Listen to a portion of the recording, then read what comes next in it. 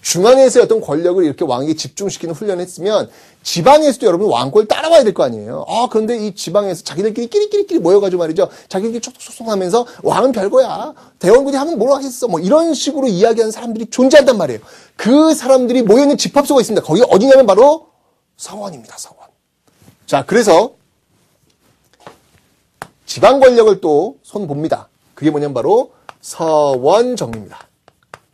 서원정리입니다.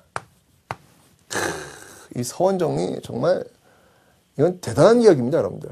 네, 왜냐하면 당시 어떤 그 지방에 있는 그 기득권 세력들의 경제적인 그런 자산이기도 하거든요, 여러분들. 왜냐하면 이 서원 같은 경우에는요, 면세지를 많이 갖고 있습니다. 면세지. 그러니까 높은 사람들 모신다는 그런 명분으로 세금을 내지 않는 거예요. 얼마나 좋습니까, 여러분들? 그냥 옛날 사람 하나 딱 걸어놓고 나는 땅 많이 갖고 있으면서 세금 내지 않으니까 얼마나 좋습니까? 이제 그런 식으로 해도 지방 권력자들이 어떤 세금을 면피할 수 있는 어떤 그런 거리도 제공하는 곳이기도 했습니다. 그러니까 정치적으로는 어떤 그들의 어떤 세력을 강화시키는 기구이기도 했고, 경제적으로 봤을 때는 세금을 좀 덜 낼 수 있는 그런 장치도 이 서원은 가지고 있더라는 얘기죠. 그 서원을 정리한 겁니다. 서원 정리는 여러분들 다목적인 어떤 그 이유가 있습니다. 왕권 강화도 되고요. 그 다음에 국가 재정 확보도 되겠죠. 왜냐면 면세 같은 게 줄어드는 거니까. 게다가 민생 안정도 돼요. 왜냐면 서원에서 여러분 제사를 한번 지낸다고 하면요. 그 고을 수령에게 제사와 관련된 어떤 비용을 대게 합니다. 그럼 그 고을 수령은 그 기초에 있는 그 마을 사람들한테 돈을 뜯어낼 수밖에 없는 거죠. 그러니까 서원에 한번 제사 지냈다 그러면 곡소리가 막 날 정도로 너무 힘든 어떤 그런 상황을 마련하는 곳이기도 했어요. 그러니까 서원 정리가 다목적인 어떤 그런 목적이 있는 겁니다, 여러분들. 자, 이 서원을 정리했는데요. 47개의 사액서원만 남기고요. 다 없습니다. 대단한 것이죠, 여러분들. 사실은 이제 개혁이 어렵냐, 혁명이 어렵냐 그런 얘기 하는데요. 이건 뭐 제 개인적인 생각이지만 혁명보다 더 어려운 게 개혁이 아닐까. 왜냐면 혁명은 말 안 들으면 가차없이 그냥 하면 되는 거 아닙니까? 그죠? 근데 개혁은 이렇게 좀 이렇게 데리고도 좀 가야 되고, 그러니까 바뀌는 걸 위해서 조금씩 데리고도 가야 되고, 그런 모습들이 좀 보여야 되기 때문에 쉽지 않습니다, 여러분들. 이게 쉽지 않습니다. 개혁이라고 하는 게. 근데 대원군이 어쨌건 간에 기득권 세력에게 정면으로 지금 승부를 거는 거예요.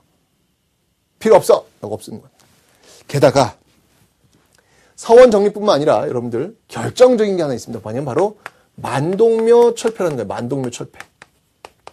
만동묘를 철폐합니다. 만동묘가 과연 뭘까? 이 만동묘가 과연 뭘까?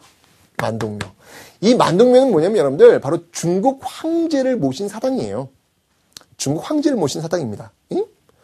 선생님, 아니 왜 우리나라에 중국 황제를 모신 사당이 있어요? 라고 이야기를 할 텐데 얘기를 하면 좀 길어지는데 임진왜란 아시죠? 여러분들 임진왜란. 임진왜란이 일어났을 때 우리나라를 도와준 나라가 있잖아요. 그 나라 어떤 나라예요? 중국 명나라죠. 그런데 그 명나라가 어떻게 됩니까, 여러분들? 망하죠. 청나라가 들어오지 않습니까? 그 다음에. 자, 이러면서 우리가 명나라에게 은혜를 입었다. 그런데 그 명나라가 없어졌다. 그 명나라의 맥을 잇고 있는 게 바로 우리 조선이다. 라고 하면서 조선 후기에 여러분들 소중화의식이라는 게 생깁니다. 지배층들 사이에서 소중화의식. 그러니까 우리는 작은 중국, 그러니까 중국의 법통성, 정통성을 우리가 이어받고 있다라는 일종의 어떤 자부심도 될 수 있겠죠. 네, 또 어떤 측면에서 본다면 상당히 사대주의적 발상이지만 또 한편으로 본다면 그러한 것들이 좀 자부심, 자주적인 어떤 모습이라는 두 가지 측면으로 바라볼 수 있는 모습이 있다는 얘기예요. 그래서 그 임진왜란 때 도와줬던 그 황제를 모신 사당을 아직까지 갖고 있었습니다. 근데 이 만동묘를 중심으로 해가지고 그냥 그 지방 유생들이 드글드글 모이는 거예요. 아지트야.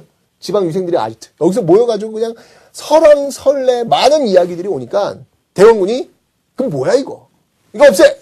라고 해서 만동묘를 철폐한 겁니다. 그런데 여러분들 이 만동묘 철폐는요. 사실 제가 볼 때는 이 서원 정리보다도 더 어려운 작업일 수 있습니다. 왜냐하면 서원 정리라고 하는 건 여러분들 국가재정 확보라고 하는 어떤 그 명분이라고 할까요? 그런 것들이 좀 이렇게 내세울 수 있지만 만동묘 철폐는 이거는 어찌 본다면 이념 전쟁으로 가는 거나 마찬가지거든요. 왜냐면 조선의 나라는 어떤 나라예요, 여러분들? 유교의 나라 아니에요. 성리학의 나라예요. 그 성리학의 나라에서 명분은 정말 중요한 건데 우리가 어려울 때 도와주었던 중국 황제를 모신 사당, 그 사당을 없앤다? 이거는 명분을 저버리는 거거든요. 명분을 저버리는 행위이기 때문에 이 만동묘 철폐는 정말 쉽지 않은 그런 작업이었다는 얘기죠. 결국 이 만동묘 철폐 작업 들어가면서 유생들이 격렬하게 저항합니다. 자, 서원정리와 만동묘 철폐가 있자 여러분들 유생들이 때로 몰려와요. 때로 몰려와가지고 대원군한테 항의하는 겁니다. 그러니까 지금을 따진다면 이거죠.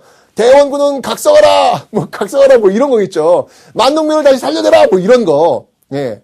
그런 식으로 유생들이 시위를 하는 거야. 물론 이제 유생들이 이제 이거는 안 했겠죠. 그때는 이제 상소식으로 이제 했을 거 아닙니까? 그러자 대원군이 어떻게 했냐면 공자가 다시 살아난다 할지라도 결코 내가 이거는 다시 복원시킬 수 없다. 라고 하면서 그 유생들을요 잡아다 그냥 다시 돌려보냅니다. 공자를 많이 언급을 해요. 대원군이 이 개혁을 하면서. 쉬운 거 아니거든요, 여러분들. 이제까지 기존 이념, 기존까지 어떤 그 질서를 정면으로 지금 들고 나오는 거기 때문에 대원군은 강단이 있지 않으면 이런 개혁을 하기가 쉽지 않습니다. 그래서 만동묘를 철폐하는 그런 모습들이 나타나고 있더라라는 거. 나중에 이제 문제가 돼요, 이제. 나중에 문제 됩니다. 어쨌건, 이런 모습들이 있었고요. 자, 이렇게 중앙 권력. 여기서 지금 이제 설명드리는 요 내용들은 중앙 권력을 강화시키는 어떤 그런 과정이었고, 이건 지방 권력을 또 중앙으로도 흡수시키는 어떤 그런 역할을 통해서 지금 왕권 강화를 지금 추진하고 있다라고 설명드렸습니다.